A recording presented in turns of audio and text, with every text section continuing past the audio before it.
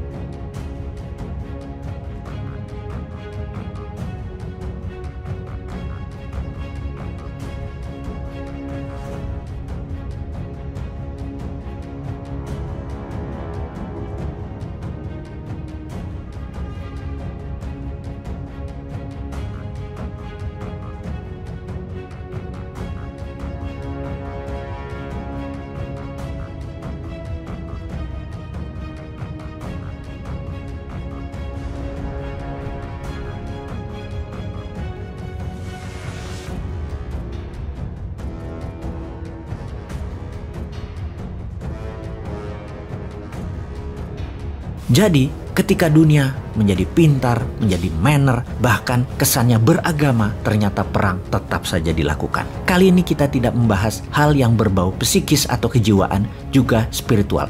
Banyak yang pintar urusan itu, biarlah itu ranah mereka. Kita membahas apa peluang ke depan bagi bangsa Indonesia, di mana kita termasuk bangsa yang sedikit perangnya. Yang paling banyak di wilayah Nusantara adalah perang-perang kecil di beberapa wilayah kerajaan tua seperti Salakadomas, Kutai, dan lain sebagainya. Hingga kerajaan-kerajaan yang menyebar, dan saat ini ada tersisa 70 kesultanan. Bahkan dalam catatan sejarah Indonesia, kerajaan tersebut cepat sekali berganti. Bahkan ada yang kurang dari 10 tahun sudah hilang. Jadi bagaimana bangsa Indonesia untuk bisa menjadi negara bangsa yang besar ke depannya? Mempunyai peradaban pengendali dunia. Jadi kita harus belajar dari apa yang pini sepuh nenek moyang kita lakukan.